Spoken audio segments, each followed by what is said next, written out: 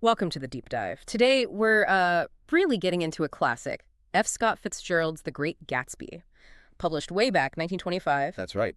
and we're looking at it through the lens of a really sharp book review we found. Concise, but insightful. And the story, I mean, everyone sort of knows it, right? It throws us right into the glitzy, kind of chaotic jazz age of the 1920s. Yeah, and what this review really nails, I think, is calling it a timeless exploration of the American dream. Timeless, yeah. Even though it's almost a century old, the review argues it's, still incredibly relevant. Says a lot about our own times, too. Absolutely. Okay, so let's unpack this. This central figure, Jay Gatsby. Mysterious, incredibly wealthy, famous for these just huge parties. Right. But the review pushes us. Like, who is he really? What's Yeah. actually driving him underneath all that Yeah. glitter? Yeah, exactly.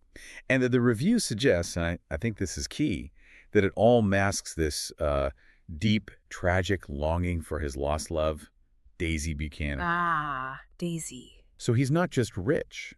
The source calls him one of literature's most iconic figures because he's both grand and deeply flawed. Flawed, definitely. He sort of embodies that whole idea of the hope and hollowness of chasing a dream that's forever just out of reach. It's quite profound, really. That idea of it being just out of reach. Yeah, and we see it all, thankfully, through Nick Carraway, the narrator. The review calls him reflective and morally grounded, which is crucial.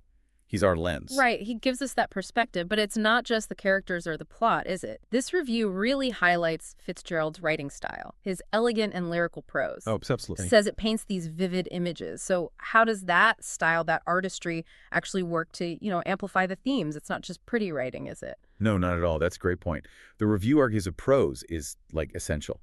It actively brings the era's excess, illusion, and disillusionment to life. Huh. So the style is the substance, in a way. In a big way, yeah. Those big themes, wealth, love, identity, social decay, they're not just talked about. They're kind of woven into the fabric of the language itself.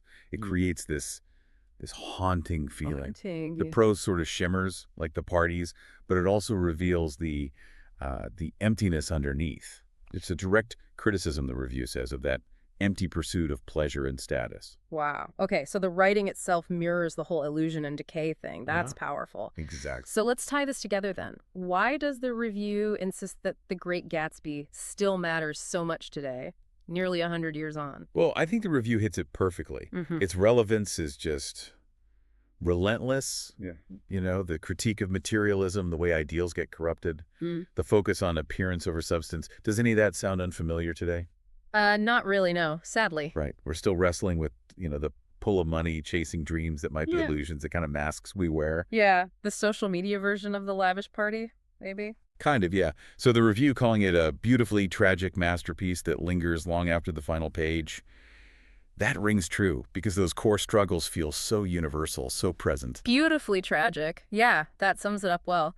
So The Great Gatsby isn't just, a great story set in the past. Yeah, at all. It's like this critical mirror held up to society, to how we chase our dreams, and all told with this incredible, stunning prose. Absolutely. And maybe that leaves us with something to think about. Considering Gatsby's huge, all-consuming, and, ultimately tragic chase for his dream. Yeah. What does this deep dive into Gatsby make you reflect on? About your own dreams, maybe? Our society's ideals? And that sort of haunting question from the review. Whether some dreams might just be forever just out of reach?